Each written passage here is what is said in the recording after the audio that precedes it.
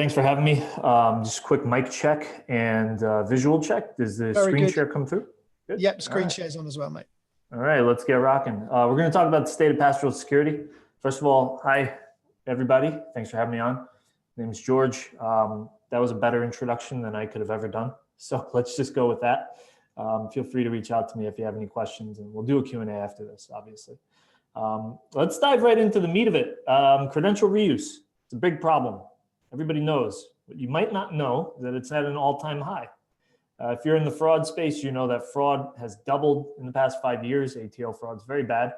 Most of online banking traffic is malicious. I did not know that, but that's a very scary stat. And we're getting tens of billions of credential stuffing attacks each year. So these stats are not good, but hopefully they shock the system and wake you up into listening to why this is happening. Kind of the way I'd sum this up is that the cost of the attacks has really gone down. So the bad guys, the cost of the attack has gone down for them. The cost of defending has gone up for fraud teams, for security teams, digital identity teams. You've got tools like Sniper and Madlishka. They're very easy to use, kind of off the shelf, ready to go. And, you've got organizations that have been investing millions of dollars into multi-factor authentication, only to find that it hasn't really gotten the widespread adoption that they hoped for. And we'll talk about that in just a bit as to why that's happening. But how do we get here? Let's take a trip down memory lane. Maybe we can figure out where we're going. I like this infographic because it talks a little bit about the history of trust, right? Like how we got from passwords to where we are today. We're going to argue that this is the passwordless decade. The 2020s are the 10 years where passwords will simply fade away. And let's see if I can prove that statement to you. So if you go way back, you'll see passwords have been used for 60 years. I'm not going to talk about passwords. You all know the problems with passwords. What you might not know is the way they were used 60 years ago, pretty much how they're used today. They're just a little bit longer.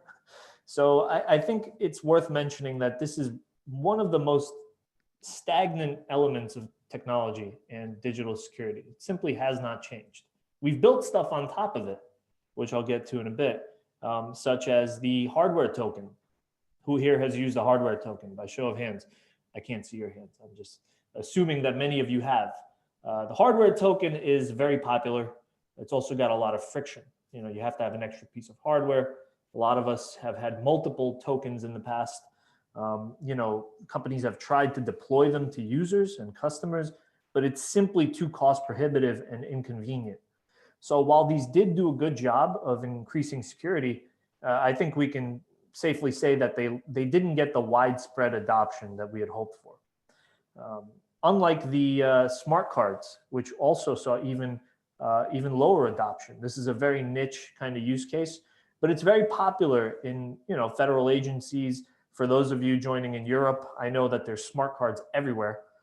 Swiss banks love smart cards. They love PKI. And it's actually a great technology. I mean, if you've used smart cards to log into your workstation or even as a physical access method, they're quite easy to use and pretty well adopted. The problem is there's still an extra piece of hardware. So if you're looking for that large scale adoption, it's kind of not there.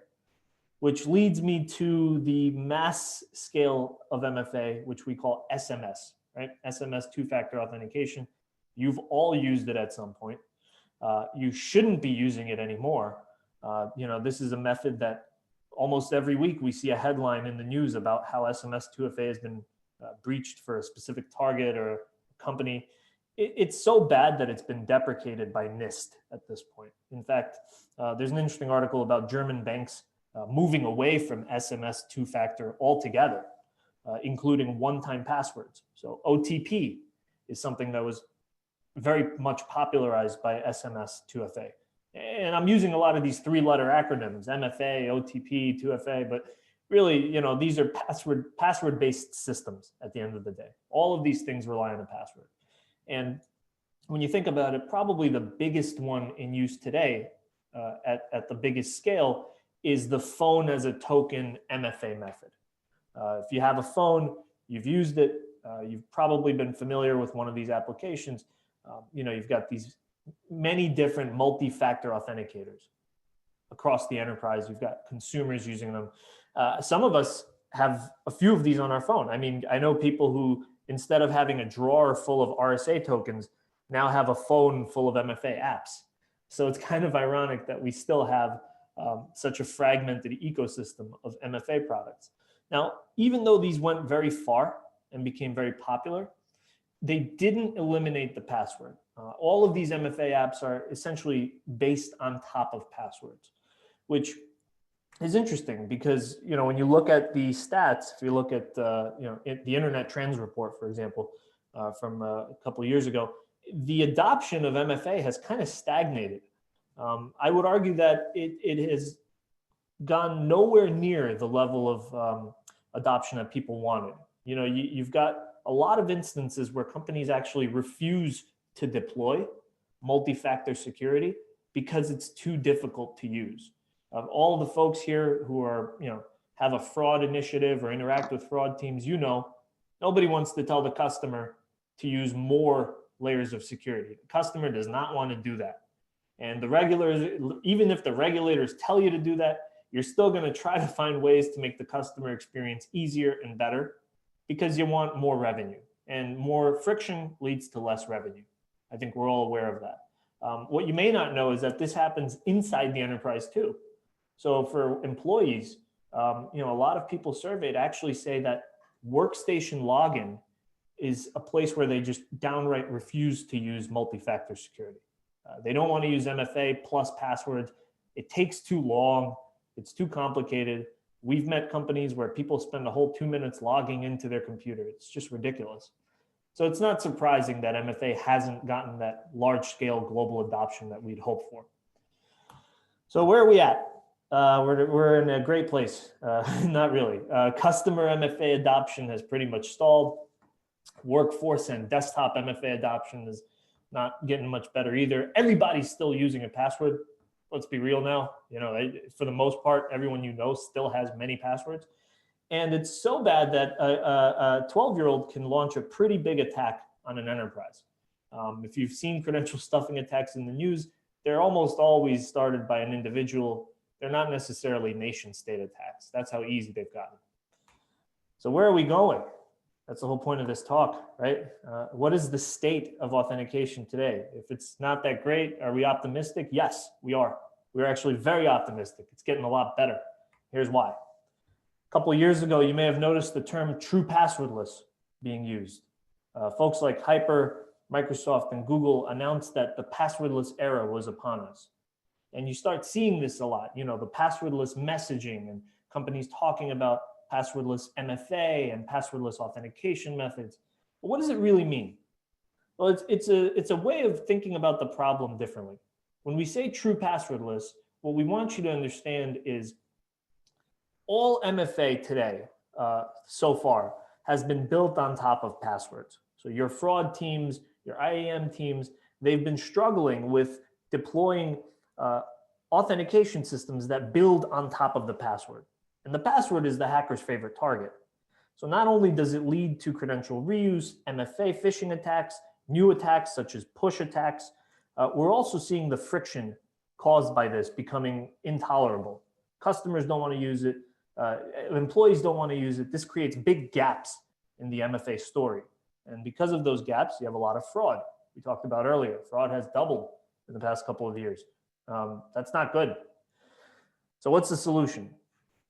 True passwordless MFA is one approach that many companies are taking. And the idea is to eliminate the password altogether, essentially turning your phone, your smartphone, into a smart card, or turning your smartphone into your key to authenticate online. Basically, flipping the attack surface upside down. So instead of having an attacker launch large-scale attacks on passwords and credentials and two-factor authentication, the attacker has to focus on each person individually, each device individually. In a passwordless environment, because they can't really reuse a password or a shared secret, they have to really narrow their focus on each target. And that's something the hackers really hate doing. I mean, fraudsters don't like doing this. They like large-scale attacks. They like pulling off automated phishing and credential stuffing. Forcing the attacker to have to go after each device is just not what they want to do. And this is why true passwordless MFA has been so attractive and so popular in the past couple of years. More importantly, it actually makes the user experience a lot faster. It solves that gap in usability that people have seen. So the simple way to think about it is these companies who are deploying true passwordless MFA are moving from an environment that's expensive to defend and easy to attack to a scenario where they are much more easier to defend and much more expensive to attack. And that's the biggest transformation I want you to walk away with today. We're going to talk a little bit about explaining this to people and why companies are doing it. People ask us all the time, how do I explain this to my board? How do I get budget for it? How do I kickstart this initiative? The easiest way to explain it is it's kind of like turning your smartphone into a smart card. And security teams love this. People understand it. To a degree, it's actually very digestible messaging inside a company. And there's lots of companies doing it. So when you want to convey who is going true passwordless, it's pretty much everyone. I mean, if you listen to Gartner, I know a lot of you do, Gartner predicts that in the next 2 years, more than half of large enterprises are going to go passwordless. That's remarkable. I mean, that you couldn't ask for a better prediction. Now, whether it comes true or not, that depends on the adoption. But I can tell you right now, between companies like Rakuten and CVS Health and Google and Microsoft all going passwordless, you're going to see immense adoption if you haven't already. The top use cases are consumer-facing and workforce-facing authentication. So we at Hyper see a strong mix of both. We see companies deploying true passwordless MFA to their employees, and we see them deploying true passwordless SCA to their consumers. Now, SCA, for all of you who are familiar with the terminology, is strong customer authentication. It's a requirement of the PSD2 regulations. It's a new way of saying MFA for your customers. And these are the two primary use cases that we're seeing across the board. Now, we ran a survey recently, and we asked customers how are you adopting this technology? What is the state of the passwordless ecosystem? And I'll just leave you with some stats just so you have a good idea of where it's at today.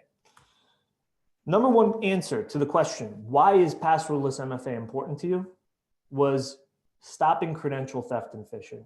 It was a blowout response. I mean, to see 9 out of 10 people from hundreds of organizations we surveyed across the globe very clearly say that it's all about stopping credential reuse and phishing, it was very encouraging. It's also encouraging to see how many of these people believe user experience is a factor. Remember, these are security teams, these are fraud teams and IT teams. They don't generally consider usability a top reason for deploying a technology. So to see them put UX and usability at such a high reasoning is just fantastic. It's very encouraging. We also asked them what their primary user base is. A huge majority said it's the remote workforce. So one thing that we took away from this study was that passwordless is being heavily driven by remote work. You've got people logging in from home, from coffee shops, from wherever they are, right? And they just, they're using passwords, they're beating up the VPN. RDP attacks are at an all-time high. The remote workforce has really shined a light on the password problem like we've never seen before. And the final thing that I'll say is, the state of passwordless security is really interesting. It's really deep. And the best way to learn about it is go to hyper.com. We ran this big report. We just launched it a couple of days ago. You can download it for free. Would love for you all to get involved and happy to answer any questions you might have about passwordless.